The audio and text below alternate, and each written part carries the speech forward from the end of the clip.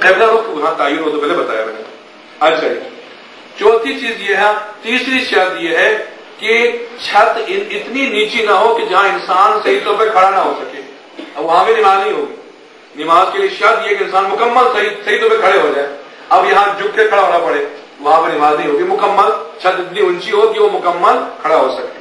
اچھا پانچویں شرط یہ ہے کہ سجدگاہ اور پاؤں کی جگہ جو ہے نا 4 انگلیوں سے زیادہ اونچی نیچی نہ ہو. یہ 4 انگلیاں ملی ہوئی اتنی جو ہے اتنی برابر، اس سے زیادہ اونچی نیچی نہ ہو. اگر اتنی اونچی نیچی ہو کوئی بات نہیں، لیکن اگر اتنی اونچی نیچی ہے، پاؤں کی جگہ نیچی ہے، پیشانی کی جگہ اونچی ہے، یا وہ نیچی ہے، یہ کیا اونچی ہے نیچی ہے، تو اس صورت میں نماز نہیں ہوگی. بلکہ ایسی جگہ پر جائیں جو بالکل پلین ہو، بالکل صاف ہو، جو ہے برابر ہو. ٹھیک ہے جی، یہ شرائط. اور یہاں ایک اور چیز بتاؤں، اگر آپ کسی کی ملکیت میں نماز پڑھنا چاہیں اس کی اجازت شرط ہے. اسی ضمن میں آتا ہے مسجد کی جگہ بھی. مسجد وقف ہے، الوقف لا یملک، وقف کسی کی ملکیت نہیں ہے. وقف کی خصوصیت یہ ہے کہ مسجد کی جہاں جو جا کے پہلے بیٹھ جاتا ہے وہ جگہ اس کی ہے جب تک وہ ادھر بیٹھا ہے. اب نماز کا وقت ہو گیا، آپ جا کے ایک اگلی صف میں بیٹھ جاتے ہیں. اب کسی کو یہ حق نہیں پہنچتا کہ آپ کو اٹھائے وہاں آ کے نماز پڑھ لیں. اگر آپ کو جبری اٹھا کے کوئی وہاں نماز پڑھتا ہے اس کی نماز باطل ہے. ٹھیک ہے، بلکہ اگر آپ اس جگہ کو خالی کروانا چاہیں تو اس کو راضی کر لیں. یہاں تک اگلی صف کے دائیں طرف ہے، اگر کوئی آدمی بیٹھا ہے، آپ چاہتے ہیں وہاں فضیلت حاصل کریں تو اس کو راضی کریں. اگر وہ راضی نہیں ہوتا تو پیسے دے کر بھی اس کو راضی کریں، بھائی مجھے یہاں پڑھنے دے، ثواب زیادہ ہے، آپ یہ پیسے دیں. اگر راضی ہوتا ہے، نہیں تو اسی کا حق ہے، وہ وہی پڑھے گا. ٹھیک ہے، تو مسجد میں کہ جو جہاں کوئی مثلا چھوٹا بچہ ہے، مثلا بالغ ہے لیکن بچہ ہے، وہاں بیٹھا ہے، تو بڑوں کو یہ حق نہیں پہنچتا کہ وہاں سے اس کو اٹھا لیں، خود آگے بیٹھ جائیں. تو کسی اور کو بٹھائیں. اگر وہ راضی نہیں ہے تو جو آگے پڑھتا ہے اس کی نماز باطل ہے. اچھا نماز کے دوران پتہ چل گیا یہ غصبی جگہ ہے، جگہ غصبی ہے، تو اس میں کیا کرنا چاہیے؟ اگر وقت ہے تو اس جگہ کو نماز کو توڑ دے، کسی ایسی جگہ جائے جہاں جا کے وہ نماز پڑھ لے. اگر وقت نہ ہو تو وہاں نماز پڑھ لے، لیکن 2 نماز دوبارہ پڑھنی پڑے گی اس کو. تو یہ ایک چند مسائل ہے. اچھا اسی طرح ایک وہ مکان ہے، جگہ ہے جس کی خمس ادا نہیں کی ہے. اب وہ جگہ جو غصبی ہے اور وہ جگہ جس کی خمس ادا نہیں کی گئی ہے نا، ان دونوں کا حکم ہے کہ وہاں پر بھی نماز ہو سکتی ہے. جب تک خمس ادا نہیں ہوگی وہاں پہ نماز نہیں ہوگی. کتنے ہو گئے جی 4. اور 5واں ہے ستر عورت. ستر عورت سمجھ گئے؟ ستر عورت کو، ستر عورت یہ ہے کہ نماز میں شرمگاہیں چھپی ہونی چاہیے.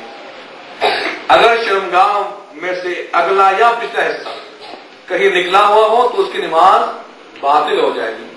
مرد کے لیے نماز کے لیے اتنا کافی ہے کہ ایک نکر پہن لے، ستر عورت ہو جائے گی، ایک نماز ہو جائے گی. لیکن یہ جائز کی حد تک ہے، بہتر نہیں ہے، مستحب نہیں ہے. مستحب یہ کہ اچھے لباس میں ہو، باقاعدہ ابا کبا میں ہو، اما ہو، امامہ ہو، سارا جسم ڈھانپا ہوا ہو، ایک وقار کے ساتھ، احترام کے ساتھ وہ نماز پڑھ لے، اس کا فائدہ دے، ثواب زیادہ ہے. لیکن مجبوری کی صورت میں مرد ایک نکر میں نہیں نماز پڑھ سکتے، جائز ہے.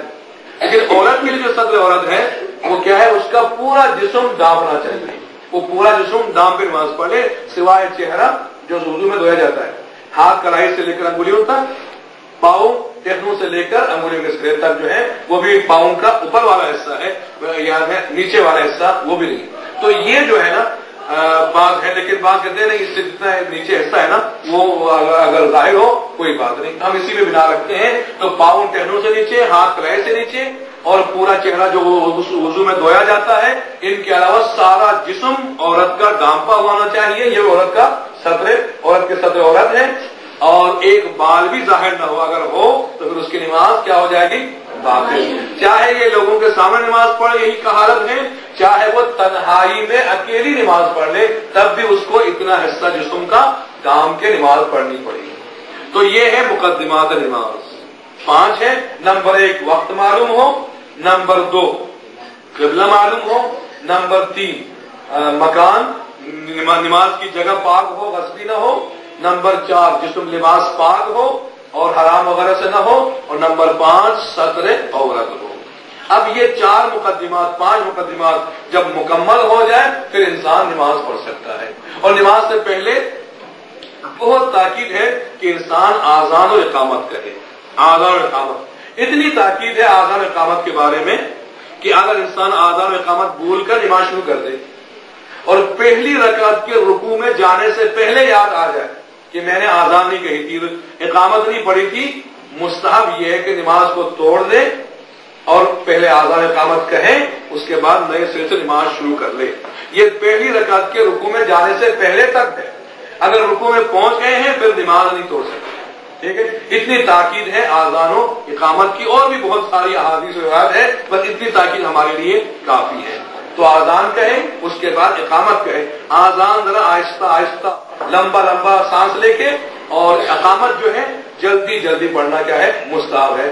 آذان اقامت کے درمیان دعا پڑھنی چاہیے. جو دل میں دعائیں ہیں یا مستحب دعائیں ہیں وہ دعائیں پڑھے، چونکہ نماز دعا کی استجابت کا قبول ہونے کا ایک وقت آذان و اقامت کے درمیان ہے.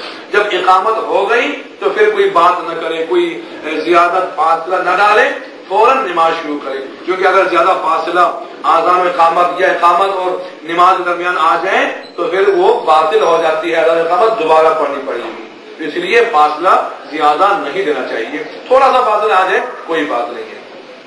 تو یہ ہے نماز کے مقدمات اور نماز کے مسائل اور آذان و اقامت، مقدمات نماز، یہاں تک.